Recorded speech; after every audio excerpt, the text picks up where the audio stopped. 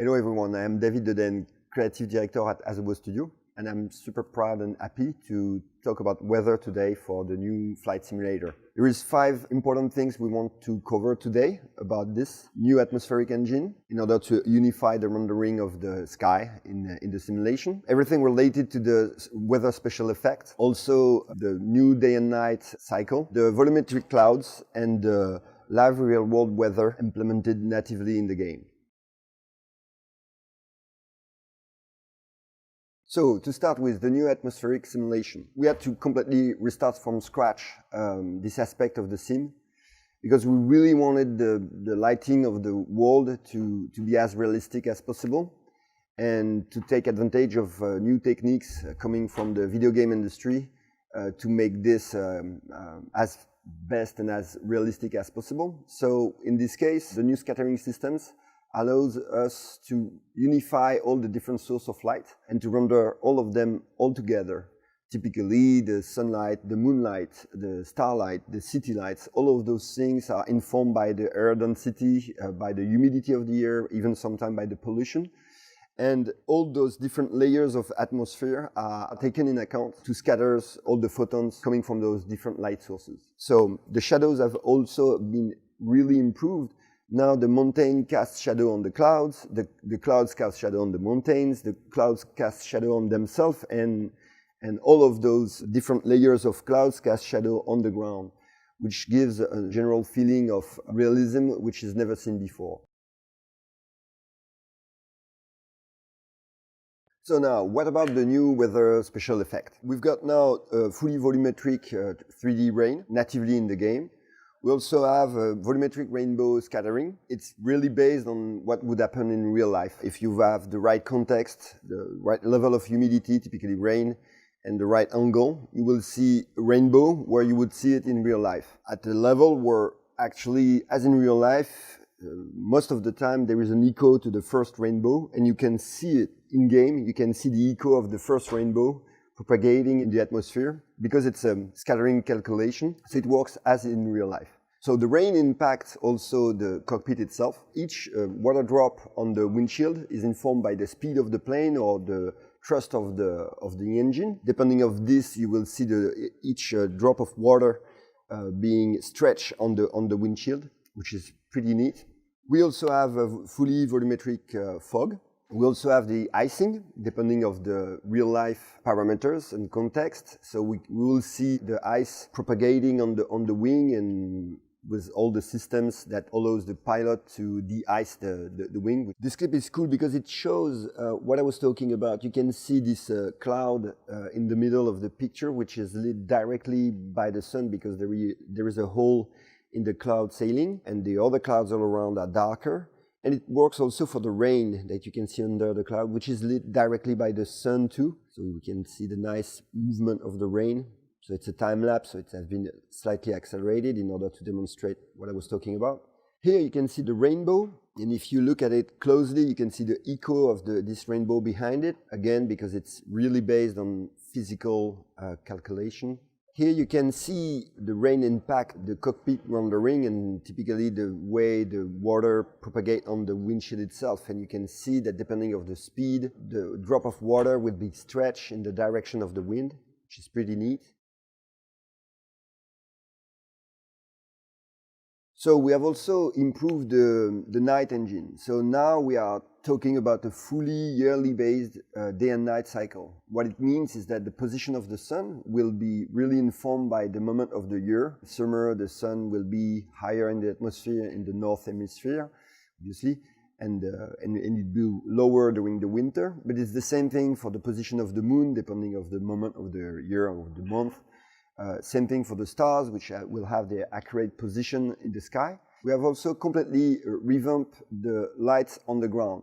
So the city lights, the road lights, the runway lights, or the airport lights in general, all those lights will also inform the rendering. You can see the clouds being lit by a city by night. And it allows, as a result, VFR navigation by night, which is pretty cool. All the reflection also are taken in account. So you will see all those lights reflect on the water, for example. which is also rendered as any layer of the atmosphere. It sounds weird, but it's actually the case. So you can see on those videos that during a dark day, the water will be super dark and the reflection of the buildings are really dark. And in a bright day, you can see that suddenly, in this case, the Seattle Bay is pretty colorful, and you can see that the ocean now is at the same spot, much more blue due to the color of the sky and the reflection of the building themselves. It's much more colorful too. So now a few words about the volumetric clouds. To us, they are a little bit the star of the show, because obviously they are super important during a flight. They are generated based on 32 layers from sea level to high altitude. Each of those layers are informed by fuzziness, density, cloud shape, and all those clouds can be seen from any angle. There is no billboard effect. It's truly fully volumetric. They are not only visible from any angle, they are also informed during their life by the updraft, the wind, their dissolution, their formation, that you can see if you observe them exactly like it would be in real life, informed by the real life weather. So it's really neat. Thanks to this system, we basically have a native support of all the cloud types. Depending of the width of the layer or the density of the layers, we can basically display any type of clouds thanks to this system, which is super cool. And we simulated this all around the globe, and the view distance is 600 kilometers, which is really important because especially when you fly in airliners, you can see them from very far, and we still have the same level of accuracy, which is really great. In this video, we can see that even inside the cloud, the density of the cloud can evolve, and that when we go under them, you can see that the clouds cast shadow on themselves. Those two layers of clouds also cast shadow on the ground. On this one, you can see how the updraft informed the formation of this storm. As a result, now I would like to show you this video where we can see the different type of preset we've got in the game. You can change them on the fly, from clear sky to broken sky to stormy weather to rain, etc. All those presets are accessible directly from the in-game interface. So I would like to show you now something pretty cool that you haven't seen before, is the ability for the user to change seamlessly the time of the day just with this slider. It's real time, no loading, and it's really cool. Hope you enjoyed it. So now a few words about the live real world weather. Based on everything I've said so far on the weather system, the architecture of the rendering of the weather has been made in order to also be able to receive real-world data and to inject those data directly in the engine to represent the real world as close as the data we actually collect all around the world. Those data are somewhere around 60 different layers everywhere in the world.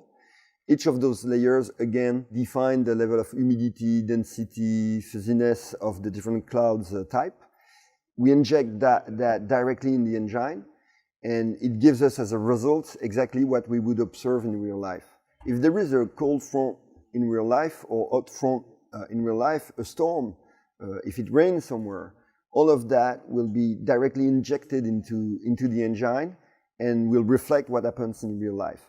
So on top of the information related to the clouds themselves, there is also all the information related to pressure, to humidity, to temperatures, to wind gusts. So as a result, we have a native support of Jetstream, for example.